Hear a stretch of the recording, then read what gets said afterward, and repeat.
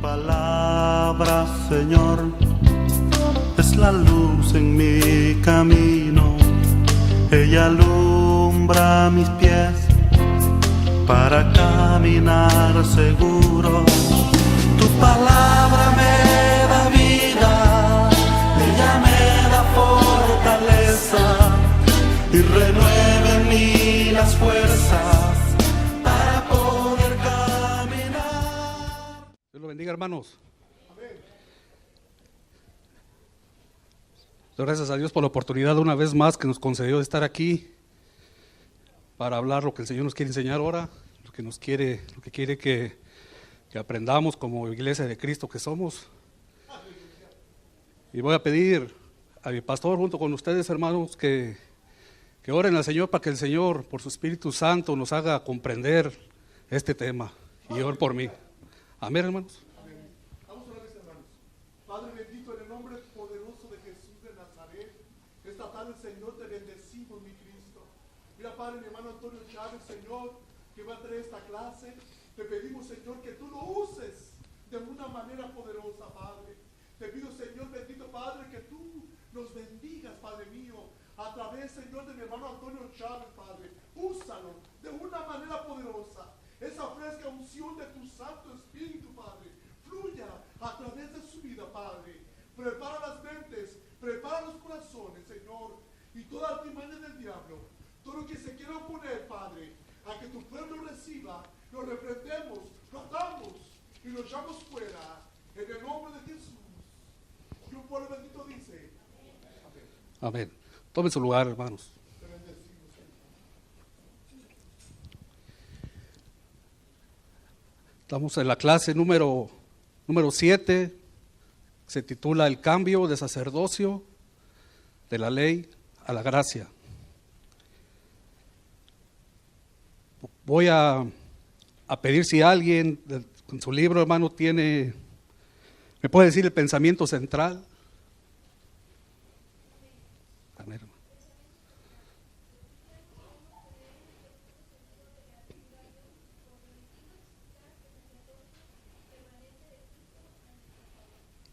Gracias, hermano.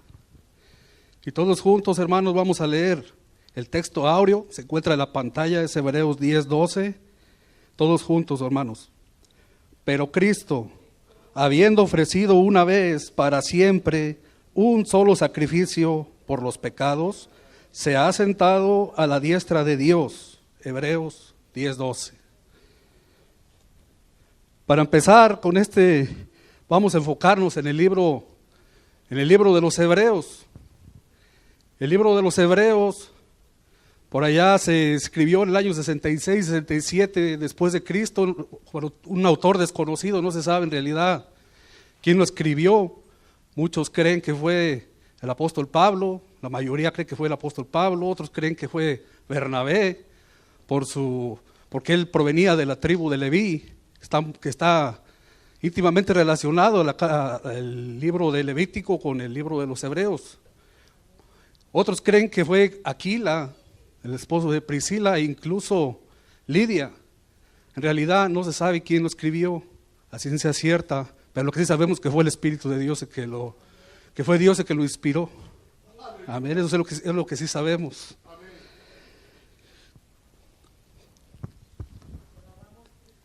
La base bíblica de este estudio, hermanos, está en Hebreos 7, del 11 al 17, y Hebreos 10, del 11 al 14. Los objetivos de esta clase, hermanos, es reconocer la bendición que tenemos por el sacerdocio de Cristo. Es analizar nuestra actitud para con el nuevo orden sacerdotal en la gracia y desarrollar una conducta piadosa acorde a la ofrenda que hizo Cristo de sí mismo en la cruz. Es lo que vamos a aprender con este estudio. Vamos a tratar de meterlo lo más profundo que se pueda, ¿verdad? Este mensaje, porque es muy importante reconocer lo que es un sacerdote. Primeramente el libro de Hebreos habla mucho de sacerdocio, se deriva la palabra sacerdote, pero para empezar con una pregunta, ¿qué es un sacerdote? Un sacerdote, hermanos, es un puente, un mediador entre los hombres y la divinidad. La palabra sacerdote no es meramente una palabra bíblica, es una palabra universal que se usa de todo el mundo. Nosotros lo usamos mucho en la Biblia, pero hubo en la Biblia, en el libro de Génesis, un sacerdote. Hubo varios, pero los que apunté aquí, hermanos, fue el sacerdote Potífera. Potífera en Génesis 41-45, él era el yerno de José. Dice Génesis 41-45, y llamó Faraón el nombre de José Safnat Panea, y le dio por mujer a Senat, hija de Potífera, sacerdote de On. Ahí está un sacerdote en la Biblia, y por supuesto era un sacerdote que le servía a dioses falsos.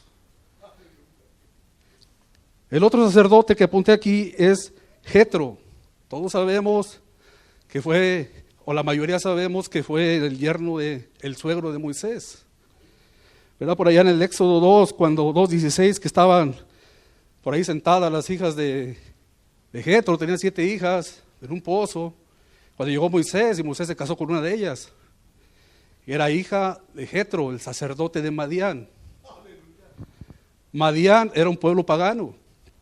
¿Recuerdan cuando en tiempos de los jueces Gedeón estaba escondiendo su cosecha de los madianitas? Porque ellos se dedicaban a saquear, a quemar las cosechas de los hebreos. Entonces era un sacerdote pagano, se puede decir, Jetro. En la actualidad hay sacerdotes satánicos. Hay sacerdotes satánicos, y San Francisco especialmente es donde está la mayoría de esas personas, ¿verdad? Pero hay otro sacerdote, en Génesis 14-18, hermanos, que vamos a hablar mucho de ese personaje. Dice Génesis 14-18, entonces Melquisedec, rey de Salem y sacerdote del Dios Altísimo, sacó pan y vino. Ahí especifica de quién era sacerdote Melquisedec, era del Dios Altísimo. De él vamos a estar hablando abundantemente más adelante sobre Melquisedec. Y como venimos diciendo del libro de los Hebreos, hermanos, escribió primeramente a los judíos cristianos, a los judíos que se habían convertido al cristianismo. Toda su vida estaban arraigados ellos en ritos. Para ellos su vida era la ley de Moisés, su enseñanza desde niños, su enseñanza de ellos puramente en la ley, acostumbrados a ver lo que es el sacerdocio, lo que era el tabernáculo, la tribu de Leví sirviendo, los utensilios del tabernáculo, el templo. Los judíos era su vida de ellos. Al llegar a Cristo, se preguntaban, ¿y qué vamos a hacer con todo esto que aprendimos desde nuestra niñez? ¿Vamos a seguirlo practicando o qué? Es por eso que esta carta se escribió para instruirlos en qué es lo que se debía hacer y explicarles que iba a haber un nuevo cambio de sacerdocio, que iba a haber un sacerdocio eterno, ya no un sacerdocio humano.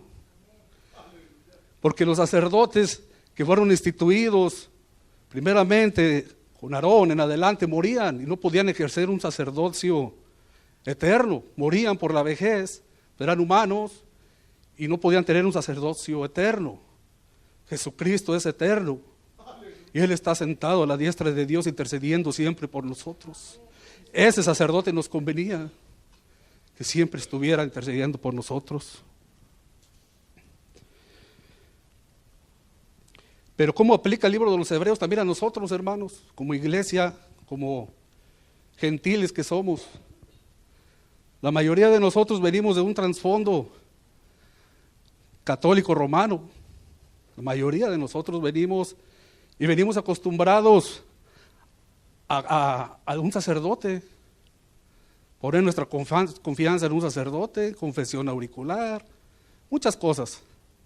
También aplica para nosotros al saber que hay un mediador entre Dios y los hombres, que es Jesús. Por eso tan importante esta carta a los hebreos, que incluye también a nosotros. Todos vamos a aprender de esta carta. Por eso se tomó la iniciativa y el Espíritu Santo tenía cuidado de mandar esta carta a los hermanos hebreos, ¿verdad?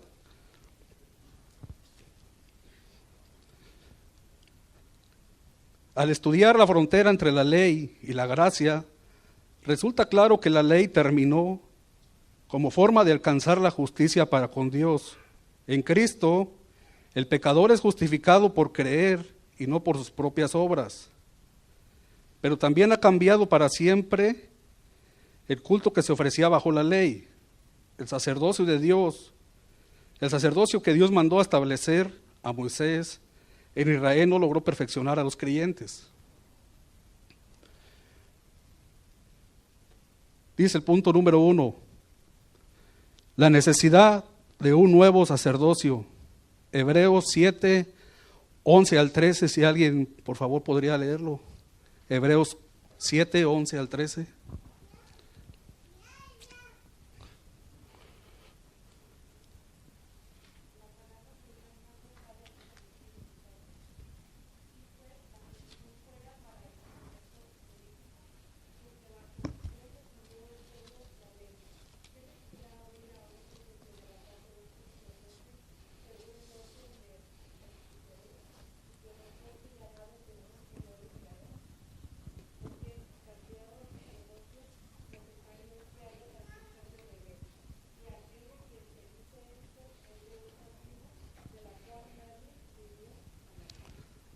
Gracias, hermano.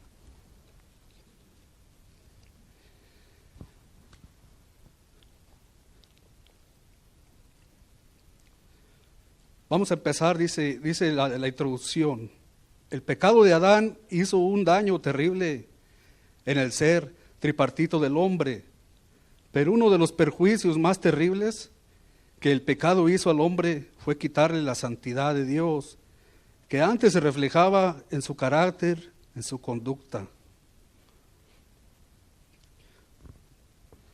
Génesis 1:26 dice que Dios hizo al hombre y a la mujer, al hombre a su imagen y semejanza. Al caer el hombre en pecado, toda esa imagen, toda esa semejanza de Dios se vino abajo. El pecado acabó con todo lo que Dios había hecho o los planes que tenía para el hombre. Dios en su plan divino, trazó una forma de que el hombre, de volver a recuperar al hombre, de poder recuperarlo y ponerlo en el lugar donde estaba, en el jardín del Edén. Y ese plan de Dios fue Jesucristo. Pero el Señor Dios empezó por una ordenanza sacerdotal, que el plan de Dios era hacer un contraste. ¿Qué es lo que nos iba a convenir más? ¿Un sacerdote humano o uno eterno? Por eso primeramente el Señor instituyó un sacerdote humano, un sacerdote de hombres, los levitas, que ejercieron esa orden sacerdotal. Que esa orden sacerdotal solamente lo que ellos hacían se llamaba expiación. Si alguien por favor puede leerme el Levítico 4, 1 al 6.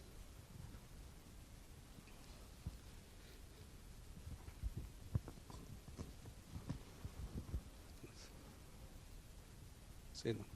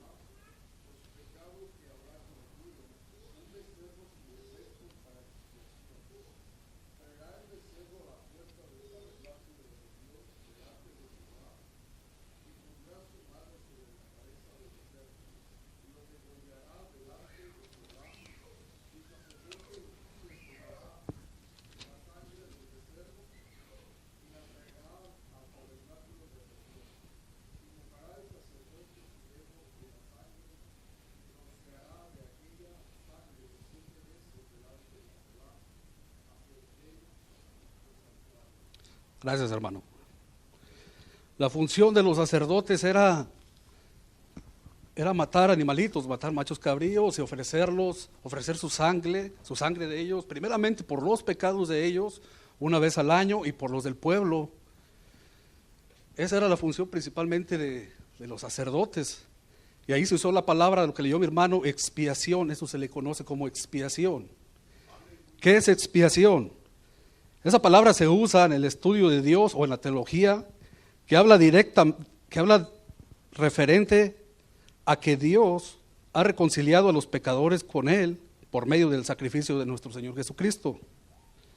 El concepto de la expiación o sacrificio señala la muerte, la sepultura y la resurrección de Jesús por el pecado del mundo. Eso es la expiación. Muchas veces lo oímos y es muy bueno entender esa palabra expiación. Yo de primero entendía que era como expiar a alguien, pero en realidad no, es expiación con X, ¿verdad? Es muy importante conocer estos términos porque se usan mucho en la Biblia, ¿verdad? A lo largo de la Biblia se usan mucho.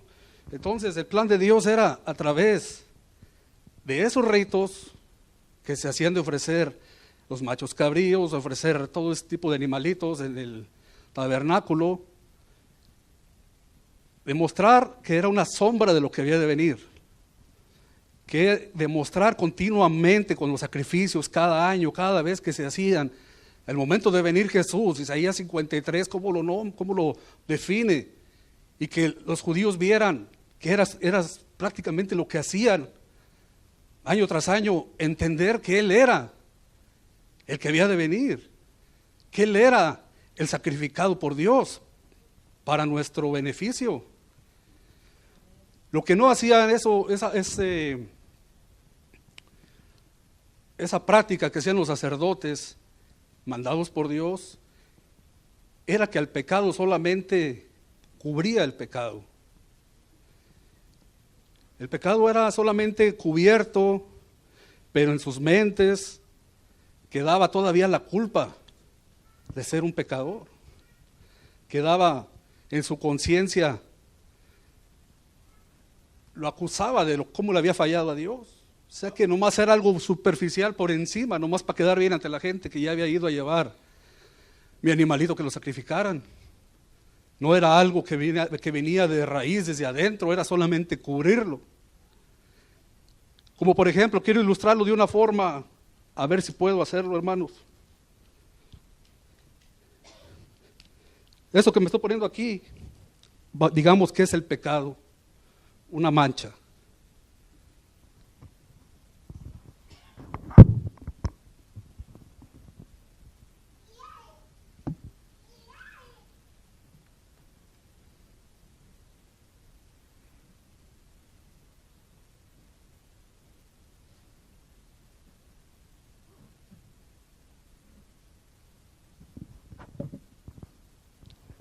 Los sacrificios del antiguo rito era solo cubría el pecado, solo hacía esto. Ya no se miraba, pero ahí estaba. Ahí seguía el pecado nada más cubierto. Al venir Jesús, eso es quitado, arrancado desde la raíz. Jesús es el Cordero de Dios que quita el pecado del mundo.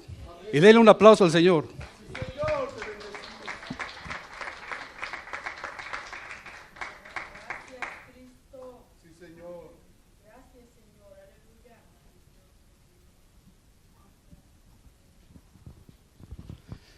A eso se le llama redención.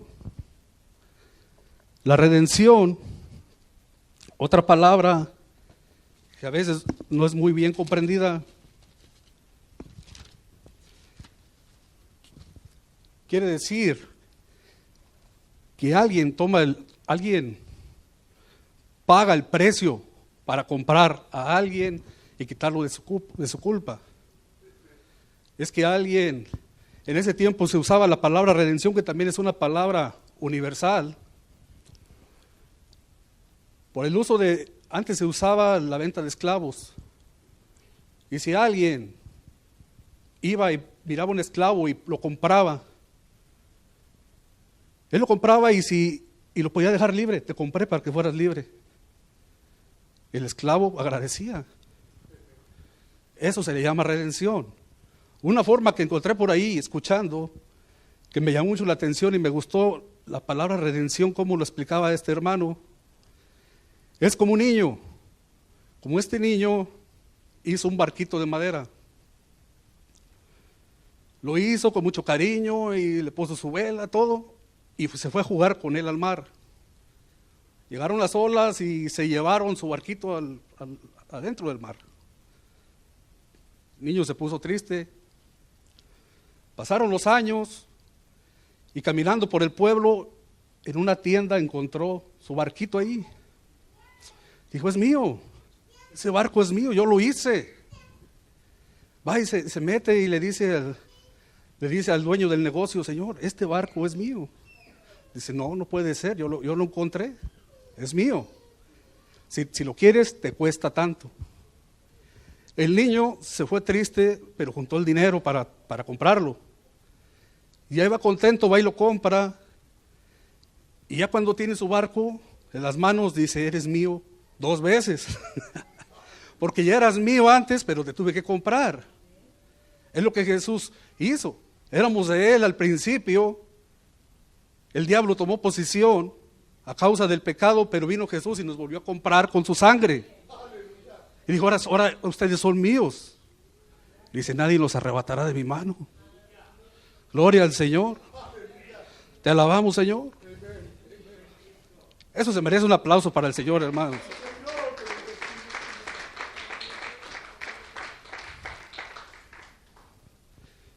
Entonces, hermanos, una pregunta.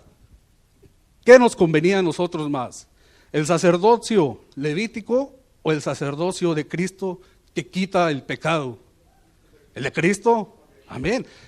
Hasta ahí ya nos está quedando claro lo que el Señor no fue que se haya equivocado en poner primero un sacerdocio terrenal y luego dijo, caray, no, como que no sirvió, No, el Señor en su plan divino era que viéramos el contraste, que viéramos qué nos convenía más.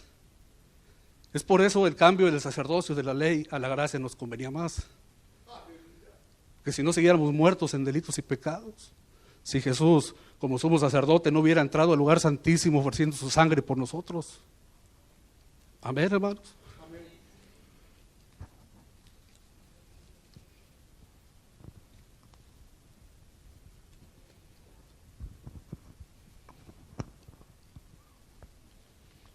Otro punto aquí muy importante, dice que los sacerdotes levitas no se sentaban en el tabernáculo, cuando se metían a ofrecer el sacrificio al lugar santísimo. El lugar santísimo vemos que hagan de cuenta en este lugar, acá era el lugar santo, el patio, allá a la entrada de la puerta. Solamente el sumo sacerdote podía entrar al lugar santísimo a ofrecer la sangre de los corderos una vez al año. Él caminaba primeramente en el lugar santo de un lugar a otro, estaban los utensilios, estaba la mesa de los panes, estaban los utensilios que se usaban ahí. Al pasar las cortinas, entrar al lugar santísimo, estaba solamente el arca del pacto, que tenía dentro los 10 mandamientos, la vara de Aarón, el maná. Y ahí en el propiciatorio, arriba de esa caja donde estaban los 10 mandamientos, ahí ofrecía la sangre de los corderos 7 veces con su dedo, salpicaba así. Pero no se podía sentar, él andaba de un lado a otro, porque podían morir los sacerdotes. Si alguien no estaba bien santificado, podían morir. El sacerdote le ponían campanitas o cascabeles en las orillas de su vestidura para que escucharan que él andaba moviéndose. Si por alguna razón ya no se escuchaba nada, es que ya había caído muerto. Y entraba amarrado, entonces ya nomás lo jalaban porque nadie quería entrar. No sé si recuerdan, 2 hijos de Aarón murieron por entrar al lugar santísimo ofreciendo fuego extraño. Agarraron el fuego para encender las velas de otro lugar que no era el tabernáculo, no estaba santificado para Dios, y murieron al instante. Entonces, si eso hubiera seguido igual en este tiempo, hermanos, ¿cuántos muertos hubiéramos ya? ¿Verdad? ¿Cuántos Ya compararse aquí, ya, adiós. ¿Verdad? Pues estamos viendo que esto es figura, aquí es el lugar santísimo. ¿Quién de nosotros es perfecto? Nadie. Nos esforzamos por agradarle a Dios lo más que se pueda, pero en alguna cosita le vamos a fallar a Dios. Si fuera así, al llegar aquí en este momento, el hermano Chávez ya estuviera ahí. ¿Verdad? Pero gracias a que el Señor ofreció su sangre, nos dio ese permiso, ese privilegio de tener entrada libre al lugar santísimo para adorar a Dios. Y ya no necesitamos de un sacerdote que alguien interceda por nuestros pecados, sino solamente confiesa tus pecados y pide misericordia a Dios. Es todo lo que tenemos que hacer en la vida del cristiano, hermanos.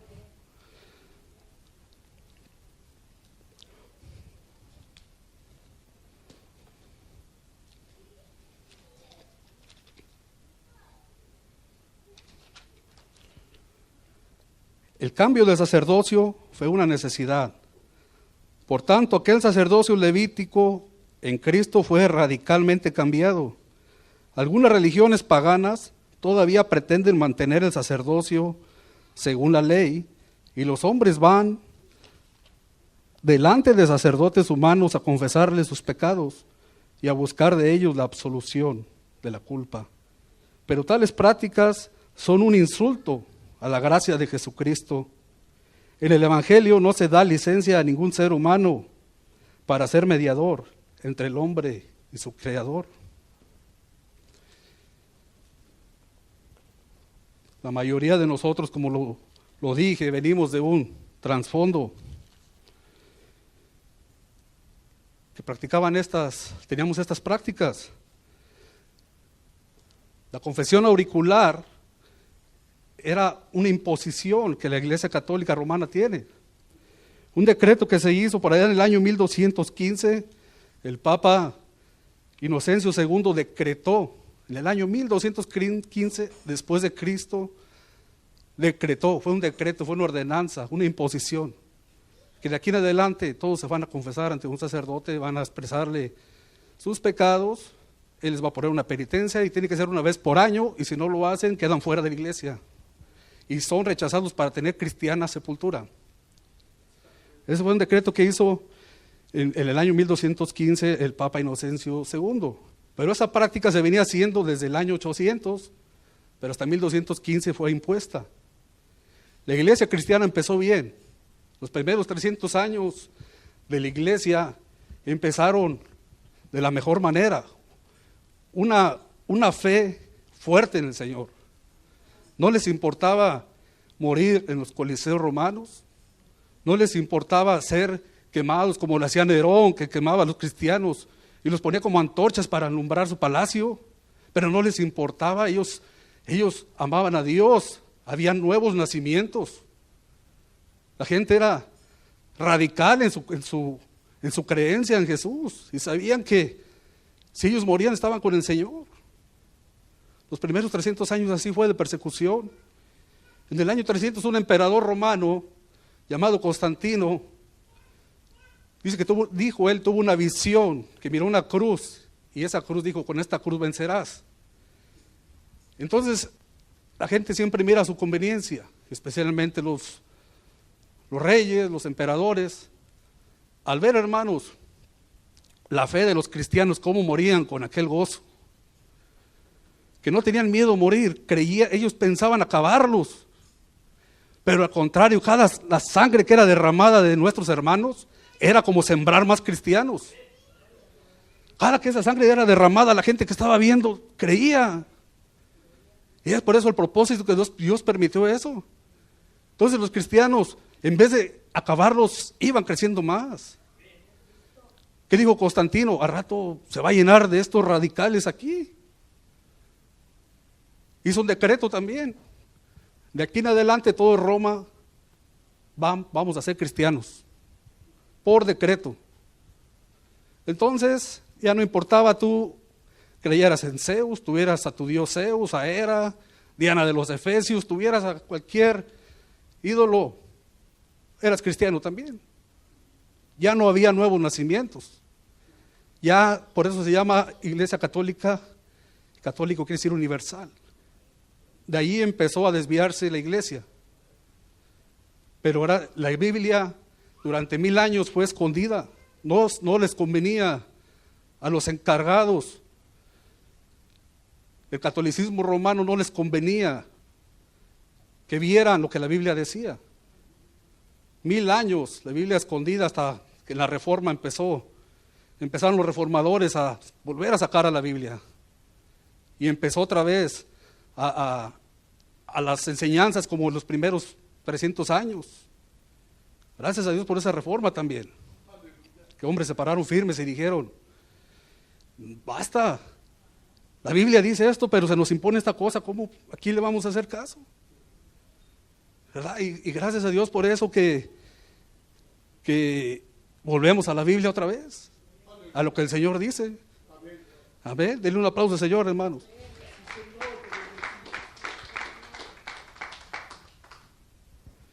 Así es que nosotros ya no tenemos, por eso la importancia de la carta de los Hebreos, que también a nosotros nos interesa saber de que ya desde ese, ya no tenemos que estar esperanzados en un sacerdote humano, ni a un sacrificio o un rito. Es por eso que la ley del Antiguo Testamento, la ley de los ritos, todo eso quedó aparte. Jesús en la cruz, San Juan 19:30 dijo, consumado es, terminado es, finalizado es. Toda esa orden sacerdotal de ritos, todo eso se acabó hasta aquí en la cruz, terminó todo esto. Ahora ya no es por mis obras que yo hago, es solamente por la gracia de Jesús. Es solamente por lo que Jesús hizo en la cruz. Por eso dijo, consumado es. Amén, hermanos. Él es el Cordero de Dios que arranca, que quita el pecado del mundo. Te alabamos, Señor. Déselo al Señor, hermano.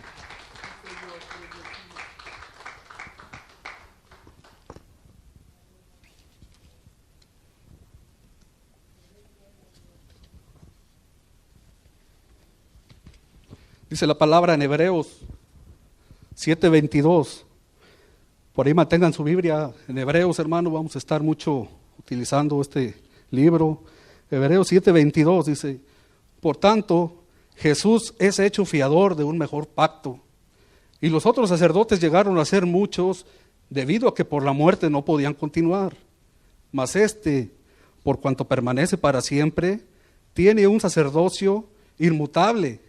O sea, un sacerdocio que no puede ser cambiado, que es fijo, por lo cual puede también salvar perpetuamente a los que por él se acercan a Dios, viviendo para siempre, interceder por ellos, viviendo siempre para interceder por ellos.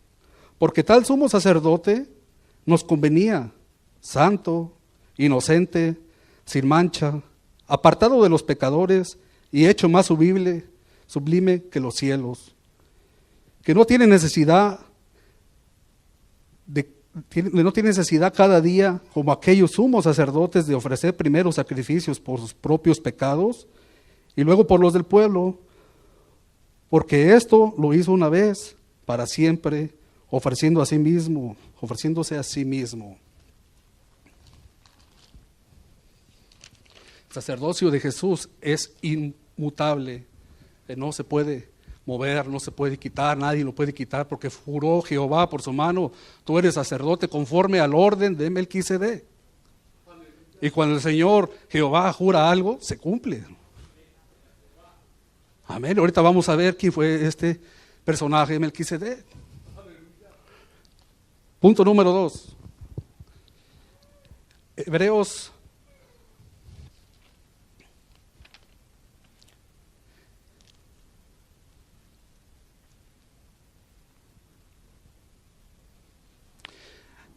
7, 14 al 17, hermanos, por favor, alguien que lo pueda leer.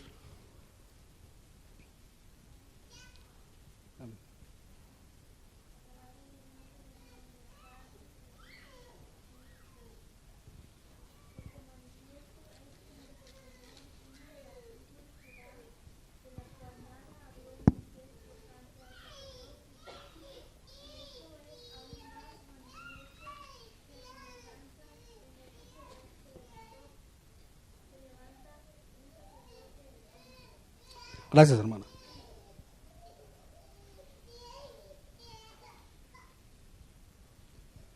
Nuestro sumo sacerdote Jesús, todos sabemos que vino de la tribu de Judá. Alguien, por favor, hermanos, que tenga por ahí listo Números 3, 5 al 10.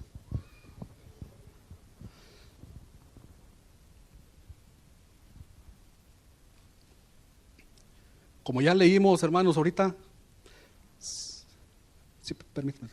Sí, como ya leímos que el sistema de sacrificios venía de la tribu de Leví y Dios los había puesto a ellos nada más, ¿verdad? Sí.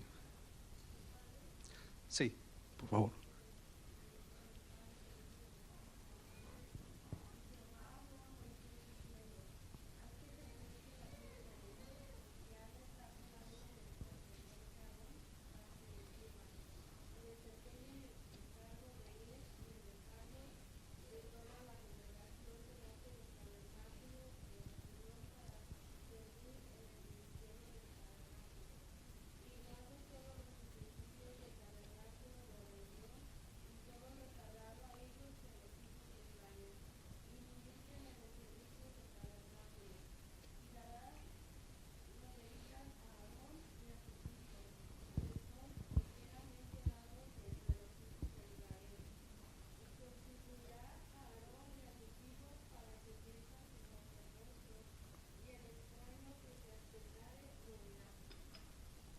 Gracias. El Señor había instituido solamente a la tribu de Leví, los descendientes de Aarón y sus hijos, solamente ellos iban a ejercer el sacerdocio. Nadie más de otra tribu podía meterse a ofrecer el incienso, el sacrificio, nadie más tenía el derecho. Hubo un caso en la Biblia, por ahí si alguien puede buscar segundo libro de Crónicas,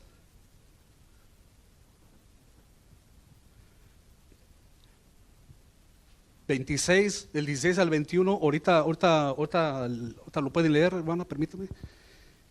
Hermana María, ¿puede leerlo? Ahorita que le diga. Segundo de Crónicas, 26, 16, 21. Habla de un hombre, de un rey de Judá llamado Usías. Usías fue hijo del rey Amasías, reinaban en Judá, descendientes de David. El rey Usías amaba a Dios, empezó a hacer cosas bienes para Dios, buscó a Dios. Dios lo prosperó. Lo prosperó en todas las áreas, porque la palabra prosperar tiene muchos significados, no nomás como el que se conoce a veces que es nomás dinero, ¿verdad? Prosperó en todo lo que hacía, le salía bien. Pero Dios lo prosperó también económicamente mucho. Lo hizo un hombre poderoso, a sus 16 años fue rey. Reinó 52 años en Judá, un reinado muy longevo, ¿verdad? Muy extenso.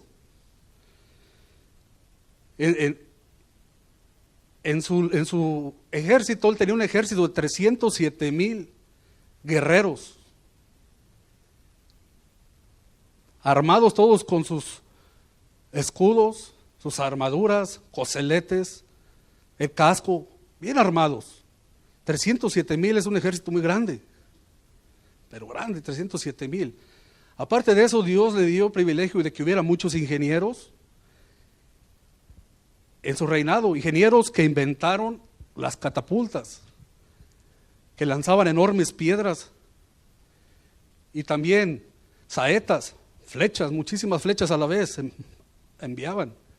O sea que era un ejército casi invencible, pero porque Dios estaba con ellos. Muy próspero este rey, Usías, pero ¿qué creen que pasó?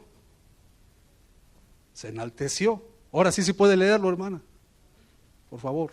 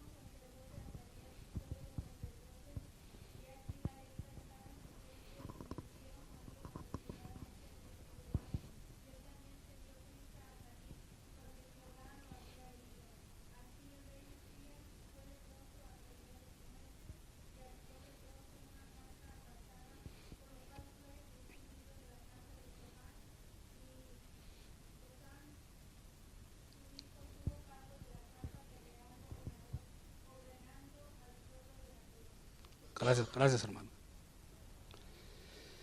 Vemos que Jehová lo hirió con lepra, porque él había ordenado que nadie más que no fuera de la tribu de Leví podía entrar, que solamente la tribu de Leví tenían el permiso de entrar, de ofrecer incienso. Pero lo que me llama la atención, que también ahí vuelve a recalcar sacerdotes de Jehová, 80 sacerdotes de Jehová, que tuvieron celo por la casa de Dios. Y dijeron, no es posible que tú estés ejerciendo esto aquí, lo quisieron sacar, aún siendo el rey de Judá. Ellos estaban poniendo por delante, por más arriba, la ley de Dios. Dios mandó eso, no, a ti no has permitido que tú quemes el incienso aquí, aunque seas el rey de Judá. Ellos podía haberlos mandado matar, Usías, porque su corazón ya estaba enaltecido. Lo que me llama la atención de esos sacerdotes, dijeron, este no es tu ministerio, aquí no te puedes meter. Lo quisieron echar, pero cuando le cayó la lepra, pues con más razón no han de haber aventado para afuera. Eso era algo inmundo, la lepra, ¿verdad? Entonces, ahí vemos que cómo se cumple lo que el Señor dijo, que aquel morirá, aquel que trate de ejercer ese sacerdocio. Entonces, al ver el cambio de tribu, ahora Jesús, porque Jesús es eterno, por eso es de la tribu de Judá, de la tribu que descendía del rey David. Jesús, el eterno, al ser el cambio de sacerdocio de la ley a la gracia también, aparte que fue el cambio de ley de hombres, de que ya no había hombres, ahora el sacerdote humano, también fue un cambio de tribu. Ya no era tribu de Leví, ahora era de la tribu de Judá. Jesús es el león de la tribu de Judá. Amén, hermanos.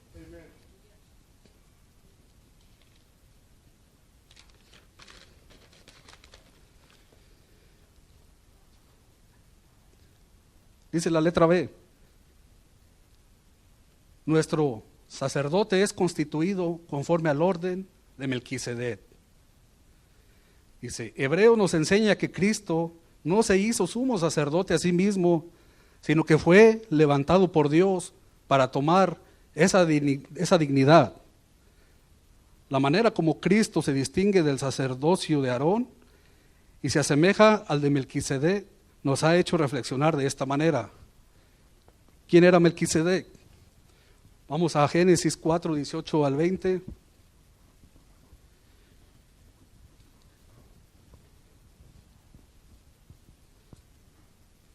Génesis 14, 18 al 20. Dice,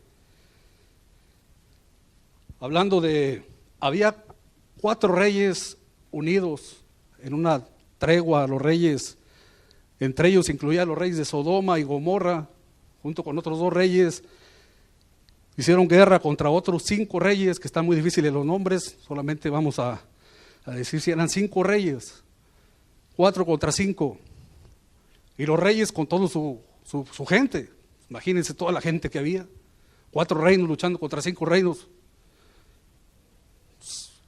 No pudieron, los 5 reyes fueron a atacar a los 4 reyes. Entre ellos estaba el rey de Sodoma, el rey de Gomorra.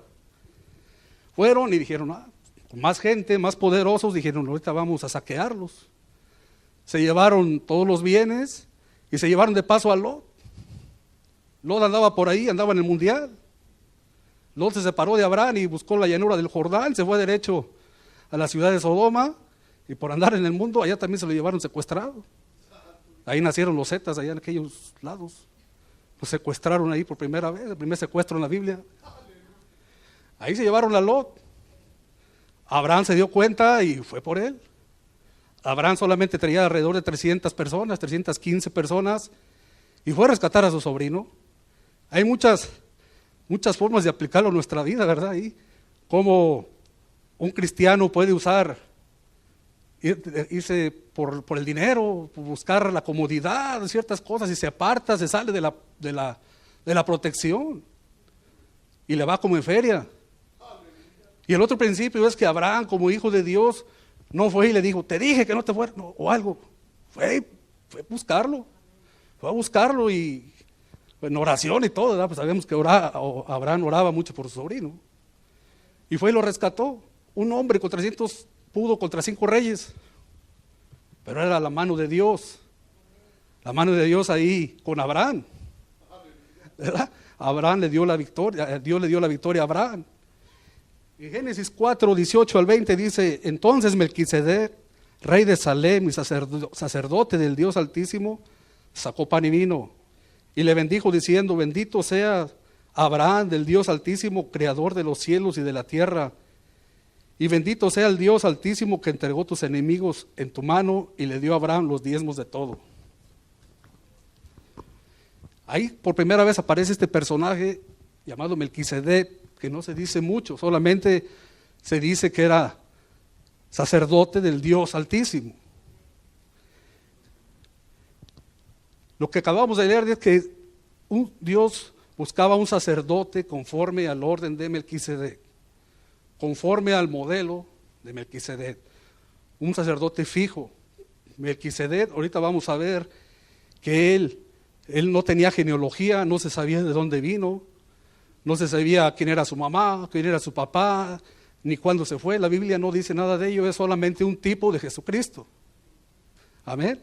Es un tipo de Jesucristo que Dios nos quería ilustrar con este personaje lo que había de venir. Melquisedec en el libro de los Salmos, el Salmo 110, 4 dice: juró Jehová y no se arrepentirá, tú eres sacerdote para siempre, según el orden de Melquisedec. David escribió este salmo, que es una profecía. 1000 años después de que apareció Melquisedec, Abraham, se escribe esto, como haciendo ver que Jesús iba a ser un sacerdote para siempre. 1000 años después, en el libro de los Hebreos, tiene más información del libro de este personaje, Melquisedec, en Hebreos 7, del 1 al 3, dice: porque Melquisedec, rey de Salem, sacerdote de Dios Altísimo, que salió a recibir a Abraham, que volvía de la derrota de los reyes, y le bendijo, a quien asimismo dio a Abraham los diezmos de todo, cuyo nombre significa primeramente Rey de Justicia, Rey de Salem, esto es, Rey de Paz, sin padre, sin madre, sin genealogía, ni tiene principio de días, ni fin de vida, sino hecho semejante al Hijo de Dios, permanece sacerdote para siempre. Semejante al Hijo de Dios, con H mayúscula, haciendo ver que era semejante a lo que Jesús venía a hacer. Era un tipo de lo que Jesús venía a hacer. Vi varias comparaciones de lo que es un tipo o un parecido, ¿verdad?, a Jesús. Dice Melquisedec, al no tener genealogía, ni fin de días, ni nada de eso, se puede decir habla de eternidad. Jesús es eterno. Una comparación. Melquisedec era rey de Salem. La palabra Salem viene de la palabra hebrea que quiere decir Shalom. Está por ahí. Shalom, ¿verdad, pastor? Shalom, que quiere decir paz. Era rey de paz. Nuestro Señor Jesucristo fue el príncipe de paz. Isaías 9:6. ¿Verdad? Isaías 9:6, que dice, entre otras palabras, dice: sea tu nombre admirable, consejero, Dios fuerte, príncipe de paz.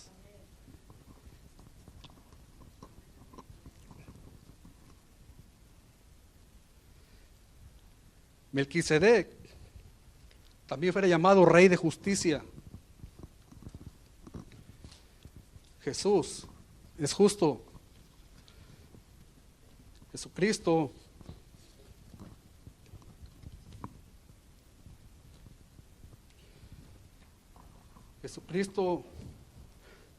se le llama el fiel y verdadero, y con justicia juzga y pelea. También se le llama a Jesús, en él más bien está la justicia de Dios. El sacrificio de la cruz nos ha justificado. Por eso es un rey justo, aparte que es el rey de reyes. Antes éramos enemigos de Dios, hermanos. todos. Porque el pecado, por el pecado de un hombre se transmitió a toda la humanidad. Porque el pecado entró por medio al mundo por un hombre. El pecado y la muerte, así la muerte pasó a todos por cuanto todos pecaron.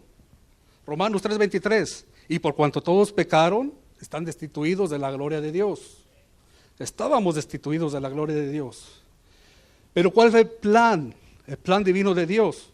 Al que no conoció pecado, 2 de Corintios 5:21, por nosotros lo hizo pecado, para que nosotros fuésemos justicia de Dios en él.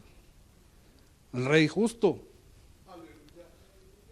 Entonces, ¿qué hizo Dios? La muerte que nos tocaba a nosotros, la imputa o la acredita a Jesús. A Jesús lo trata como si tratara al más peor de los pecadores. Y lo justo que era Dios, lo justo que era Jesús, lo obediente que era Jesús, nos lo pone a nosotros. Una vez ya terminada la obra de Jesús en la cruz.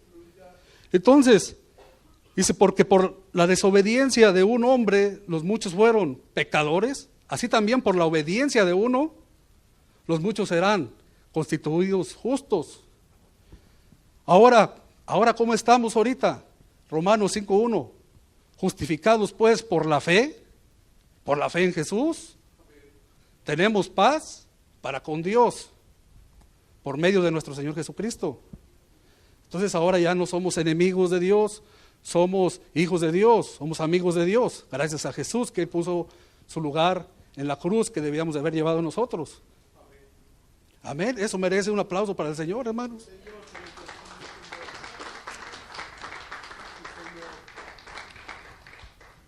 Melquisedec bendijo a Abraham. El Señor nos ha bendecido con toda bendición espiritual en los lugares celestiales en Cristo. Efesios 1:3. Melquisedec le dio pan y vino a Abraham. Jesús lo hizo lo mismo con sus apóstoles. Repartió el pan y vino hablando de su sacrificio.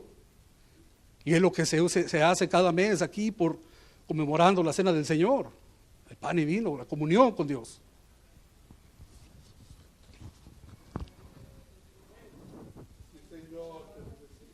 Así es que Melquisedec era una sombra, era un tipo de lo que había de venir, hermanos.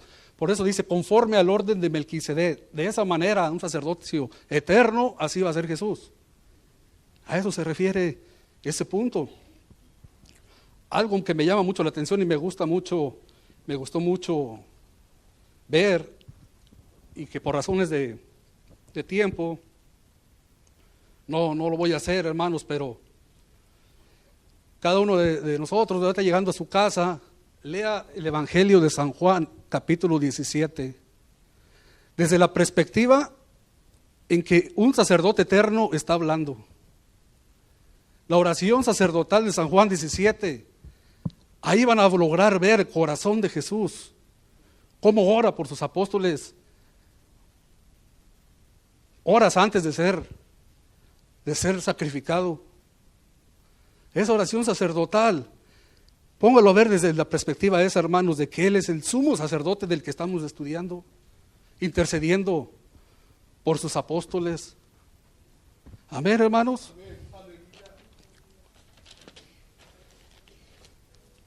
Punto número 3.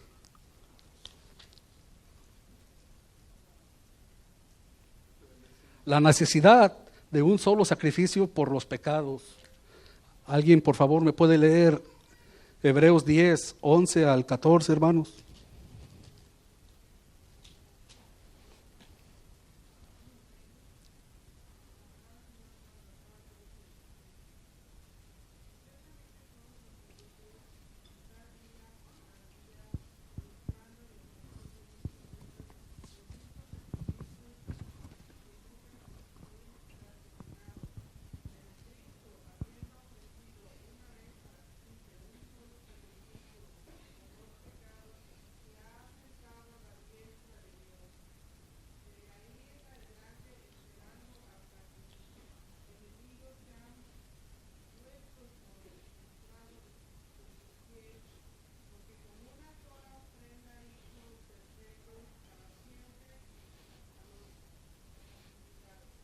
Gracias, Señor. El Señor se ofreció, dice Efesios 5:2, se entregó a sí mismo por nosotros, ofrenda y sacrificio a Dios en olor fragante. Fue una ofrenda del Señor para Dios. Su vida en la cruz. Es de agradecer, ¿verdad?, lo que el Señor hizo en la cruz. Si no, no tuviéramos salida, no tuviéramos a dónde ir. Hay situaciones difíciles en la vida que cuando la gente no conoce de Dios se ahoga. Y a veces se nos olvida. Pero sabiendo que nuestro final es con el Señor, nos debe infundir ánimo. Decir, bueno, pase lo que pase, estaremos con el Señor algún día. Eso es la ventaja de nosotros, hermano, que el Señor tuvo misericordia y tenemos esperanza. Y eso merece otro aplauso fuerte para el Señor, hermano.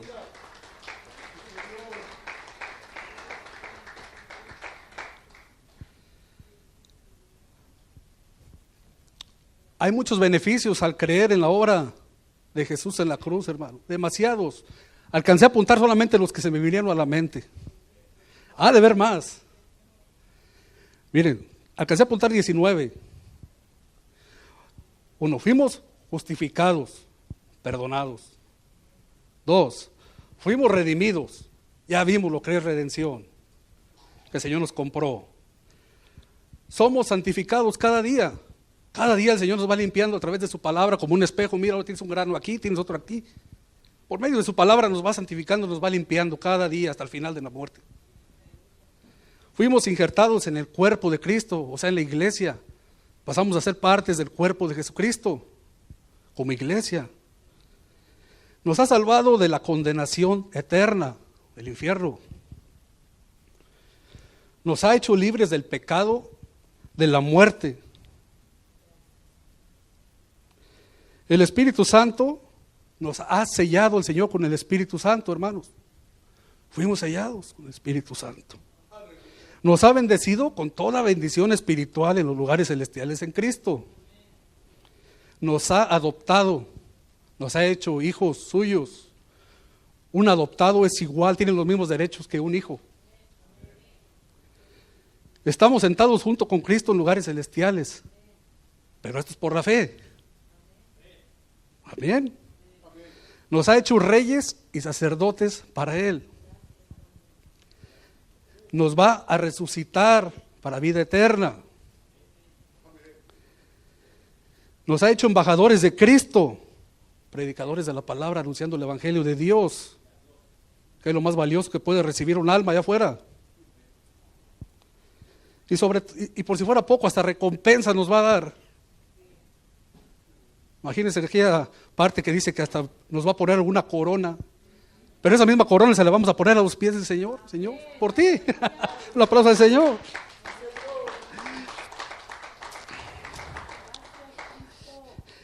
Dios ha derramado su amor en nuestros corazones. Por eso podemos amar al prójimo. Y somos injertados en el olivo, en el pueblo de Israel. Sí, hemos sido injertados. Y por último, somos las arenas del mar y las estrellas del cielo prometidas a Abraham. Por la fe, todo esto es por la fe, hermanos.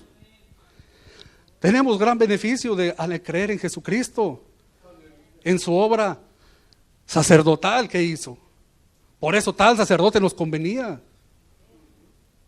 Amén.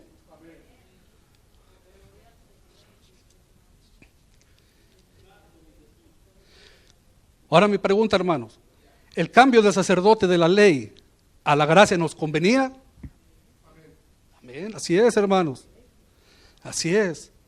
Por último quiero leer Hebreos 4:14, por ahí andamos cerca, hermanos, 4:14 al 16, dice, por tanto, teniendo un gran sumo sacerdote que traspasó los cielos, Jesús, el Hijo de Dios, retengamos nuestra profesión, porque no tenemos un sumo sacerdote que no pueda compadecerse de nuestras debilidades, sino uno que fue tentado en todo, según nuestra semejanza, pero sin pecado. Acerquémonos pues confiadamente al trono de la gracia para alcanzar misericordia y hallar gracia para lo oportuno socorro. Te alabamos, Dios. Den un aplauso al Señor. Muchas gracias, mis hermanos.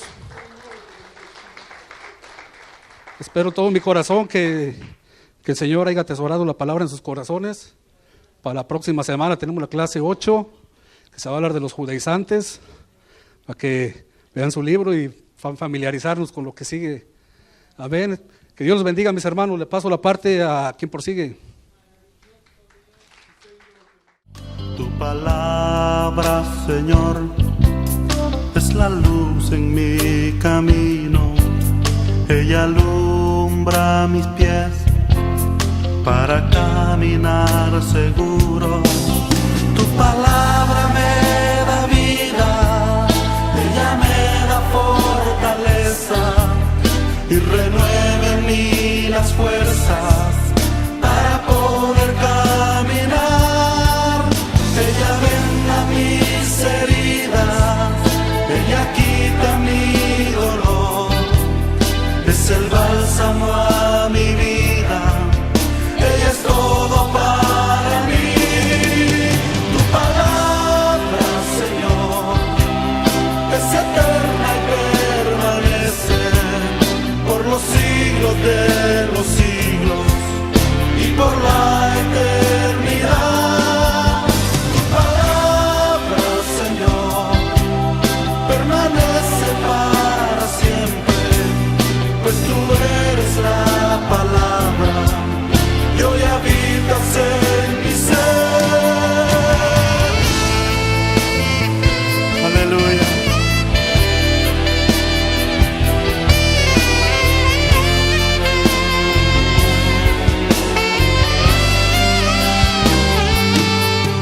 Tu palabra, Señor, es mi guía en el camino que me lleva hacia ti, donde llegaré algún día.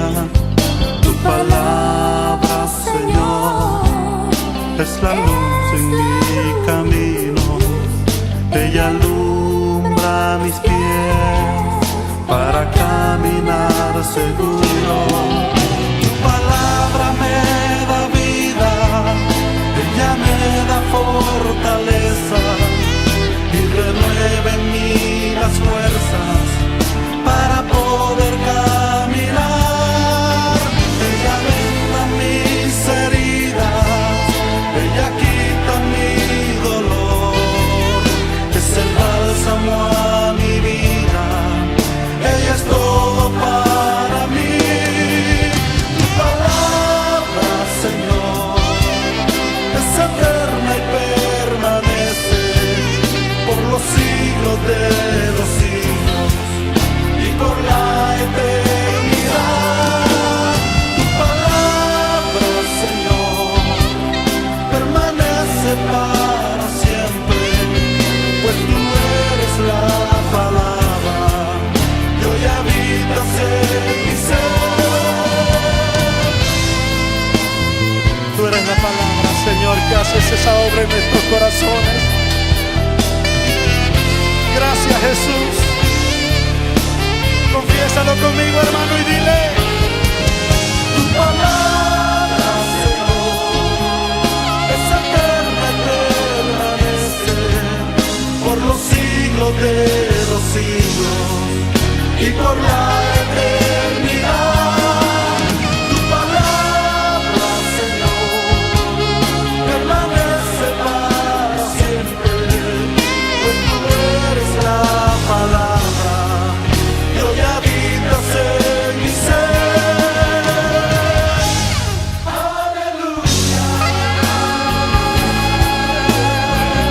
Abre tus labios y diga: Señor, aleluya. Aleluya, Señor. Tú eres la palabra, tú eres la palabra que obras en nuestros corazones. Confiésalo. Aleluya.